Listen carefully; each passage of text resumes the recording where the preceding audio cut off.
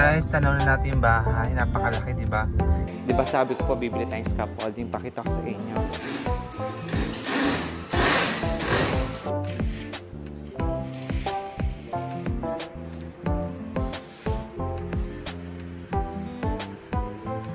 Mga ka-viewers, dito tayo sa Masters. Dito halos lumabas yung sakit ang pinagawa ni client. So tara. Good morning mga ka-viewers. For today's video ay mag-i-install po tayo ulit ng kortina sa Lawak, Pangasinan. So pagpasensyahan nyo na mga ka-viewers ha. At kung lately po madalas ay mga kortina po pinapakita ko sa inyo. Kasi po sobrang lakas po ng demand and marami po tayong mga subscribers lately ang nagugustuhan po talaga yung gawa natin. At yung iba naman po talagang galing po sa Facebook, recommendations, ganyan po. Kaya po halos talagang fully book kami ng May. Kaya ayun po sa mga nauna ko pong client na nagpalagay po, thank you po ha. Kasi po talagang ang ganda po ng pagpasok po at pagtulong nyo sa aking business. Talaga po nag-grow po siya. Kaya thank you so much. And ngayon po ay ayan, kasama ko po yung kasama ka nag-i-install ng kortina and plus po yung bayaw ko. Kasama ko po siya today. Bali, pag po malalaking project at kailangan ko po talaga ng tao, ayan, sasama na po siya sa atin. And aside po doon, yung bahay po kasi lalagyan na ngayon is napakataas po. Ito po yung pinakamataas na bahay na lalagyan namin ng kortina. Then yung bayaw ko po, pinaplano ko naman pong pasukin yung ceiling works project. Kasi po, magaling talaga siya sa paggawa ng ceiling. So ayan guys, kasama natin si Bayaw, ayan, CJC Vlogs. Bali, abangan nyo po mga ka-viewers ha. Pag-aaralan lang namin yung ceiling works, mga ceiling works kung plano nyo magpalagay ng ceiling. At kung ano po yung i-cater namin na mga areas pa lang kasi ayun po magsisimula pa lang po kami. Pero nakita nyo naman po nung nag-start tayo ng vlog kung gaano po kagaling gumawa po ng ceiling si Bayaw. Kaya abangan nyo po yan. Habang nagbabiyahe po kami, ipakita ko na lang din po sa inyo yung mga natapos po naming project. Gaya po neto, ito po yung ating nilagay po sa Alcala, Pangasinan. Ang napili po ni client is green tea and sand. Magmula po meron tayong client na nagpalagay po ng gantong kulay. So far po tuloy-tuloy din po yung mga nagpapalagay sa atin ng ganitong color kasi napakalamig po sa mata. And ito po mga ka-viewers, nilagyan po natin ditong bintana is L-shape po yan. Para naman po sa next room, ang nilagay po natin is cream and choco. Combination pa rin po yan.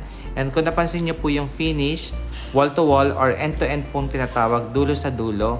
Kasi po, ayun po, may kalakihan po yung sliding door. Saka gusto ni owner, magmukha daw po malaking bintana niya. Kaya ayan po yun, kinalabasan ng ating nilagay ditong kortina. Okay din po yung combination ng cream at choco, no? Next client po tayo. Ito naman po yung nilagyan namin sa Plaridel, Bulacan. So yung napili po nila is color cream para sa kanilang living area, dining area, at sa ibang bedrooms din po. Isa lang po ang kulay para daw po uniform. Anyway, napakaganda po ng kanilang dining set na order daw po yan sa Cavite. Tapos po, ito po yung finish ng ating kortina sa malapitan. Then, nagustuhan ko rin po ang kanilang hagdanan. Ang ganda po ng light effect. Then, ito naman po yung nilagay natin sa master's bedroom. Then, gaya po na sinabi ko sa ibang bedroom, pare-paras lang din po. Kung meron po kayong aircon sa taas po ng windows, ganyan po yung possible na maging finish niya. And nagustuhan ko lang din po dito sa kwarto na ito, itong kanilang TV console and yung tiles. Ayan. Then para naman po sa next room, ito po yung finish. Hindi po naging even kasi po yung isang bintana, may aircon po sa taas. Guys, tanaw na natin yung bahay. Napakalaki, di ba? Yan yung lalagyan natin ng kortina. So finally, dumating na din tayo. Finally, dito na tayo guys sa bahay po. And now mga ka-viewers, bali nakarating na po tayo sa bahay ng client natin dito sa Pangasinan. So ngayon papakita ko po sa inyo yung mga lalagyan natin kortina. Kung gaano po kahaba kasi so far ito po yung pinaka mahabang lalagyan natin ng curtain sa lahat po ng naging kliyente natin. So tara po. Guys, ganyan to kataas. So, 326 inches. Pinakamahabang lalagyan natin ng kortina. Tignan nyo po. Gano'n siya kataas. Ayan. Haba po, no?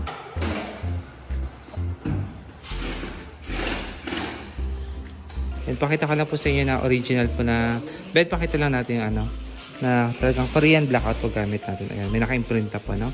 Para malaman nyo po na original. Mga ka-viewers, ayun, pinaghanda na tayo ng, ng lunch. Kasi lunch time po tayo dumating. 12 noon. Ayan, meron sinigang na baboy, galunggong, tilapia. Ayan. Sige, tabi ko muna yung bag ko, guys, nasa mesa.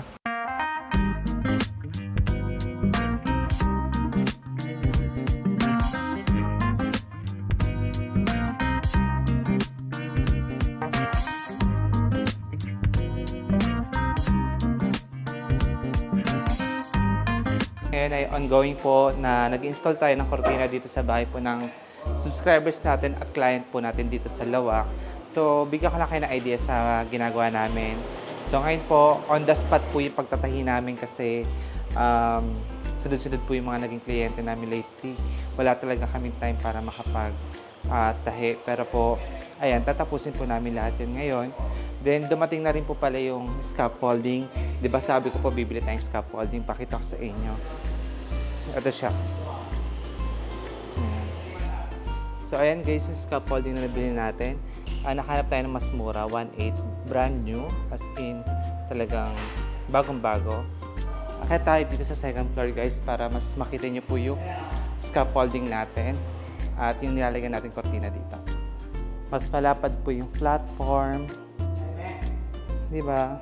Nakakatawa pag may bagong gamit sa ating business.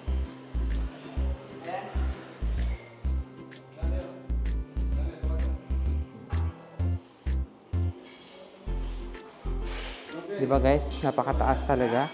326 inches. So mga ka-viewers, habang nag-install po tayo at ginagabi na rin talaga tayo, no? So bigyan ko lang kayo ng idea no, sa mga magpapagawa po na bahay dyan at nagpapagawa po ng bahay sa ngayon. Sa totoo lang po, ito pong bahay is maabot na po siya ng 9F. 9F and punch-hiking po mga ka-viewers. Ang daming mga palpak po sa pagkakagawa. Majority po ng mga pintuan nila ay hindi po nakil na maayos at talaga po lumabas po ang sakit. Alam niyo po itong pintuan nila, pinagawa pa po ito at pinapromote pa ng vlogger. Pero tingnan niyo po yung nangyari, oh. Binigyan po yung client ng hindi po na-dry na kahoy, batang-bata, kaya may mga crack po. Hindi lang po ito yung nagka-crack, halos lahat po ng pintuan nila. Ayan. Hanggang baba po, may crack pa. Ayan. Ito po mga ka-viewers, pag nagpalagay po kayo ng pintuan, meron po yan tinatawag na warranty. Ipa-warranty nyo po ito. Dapat habulin nyo po yung gumawa. Dahil po talagang service nila yung nagkamali at hindi po kayong bumili sa kanila, no? So ito po, kahit po anong mangyari, pa-warranty nyo po. Sayang at may presyo po ang pintuan. Guys, bago tayo pumasok sa room 1, pakita ko ulit sa inyo yung pintuan. Tingnan nyo. Tingnan nyo po, butas kung butas talaga. Biyak, as in humihiwalay na. Nagmasilya na sila dito, dinaya na nila, pero still, lalabas at lalabas po yung sakit ng pintuan. Magkakarak talaga. Then, ito po mga ka-viewers ang amba, dahil kahoy din, onti-onti nagkakarak na din. Kaya talagang sakit sa ulo po ito pagka sa may-ari ng bahay. Mga ka-viewers, dito tayo sa masters. Dito halos lumabas yung sakit ang pinagawa ni client. So tara. So kung napapansin nyo po yung ceiling, ayan. Nang umulan po, nalusaw yung ceiling kasi po hindi waterproof yung taas or hindi maayos sa pagkaka-waterproof. Ayan po, nalusaw po yung kisame ng client. And upon checking po, ni-repair po yung flooring sa taas na hindi po binaklas yung flooring, which is tinapalan lang po ng tiles. Dapat po talaga tanggalin lahat ng tiles at ayusin yung pagkaka-waterproof. Pero ang ginawa po ay patsi-patsi, pinatungan ulit ng tiles, which is shoulder pa ni client yung gastos. And sila po yung nagkamali, hindi si client. Kaya ayun, kawawa po talaga yung client. Guys, dito naman tayo sa bathroom nila, no? So, ito yung common bathroom sa second floor. And dito guys, yung gumagawa, natamaan nila yung electrical wiring. So, ayan po. Kinaveran nila ng epoxy.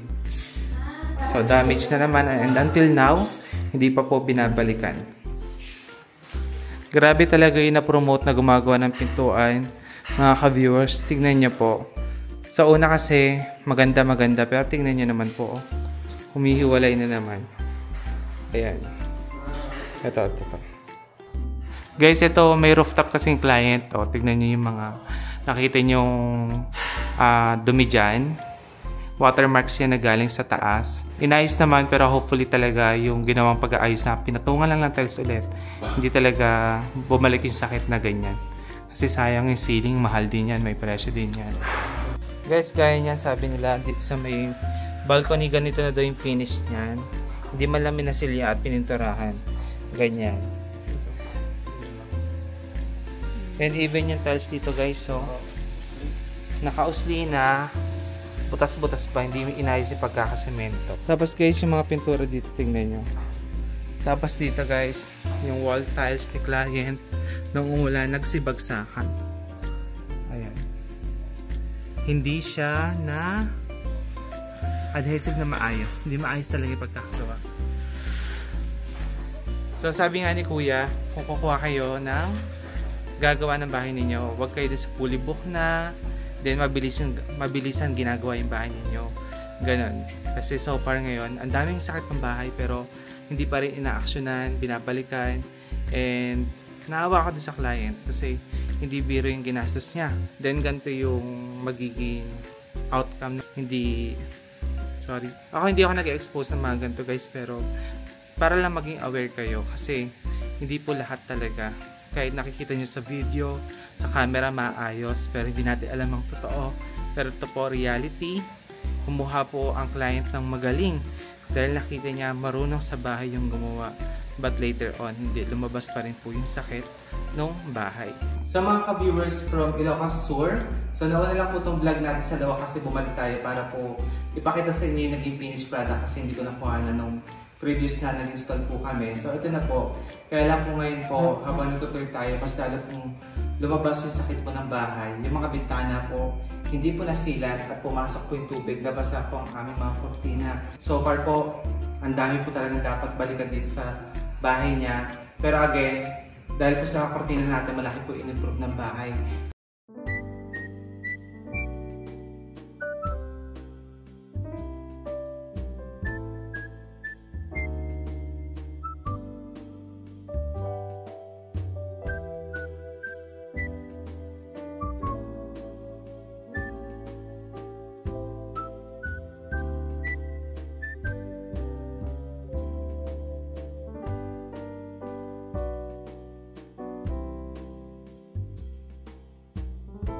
Guys, bali ito yung kortina na nilagay namin. So talagang laki po ng in-improve ng house dahil sa kortina. Pero ayan, nakakalungkot. Ganito pa rin po yung ceiling ng client. Kasi tingnan nyo naman po, kung talagang may gamit na, maganda po yung bahay ng client. Biglang lumabas na po yung forma. So again mga ka-viewers, kailangan ko na rin kasi magpahinga. At malayo-layo pa po ang biyabiyahin ng pauwi ng Pampanga. Maraming salamat po sa panonood. Ingat po kayo and God bless. Bye-bye!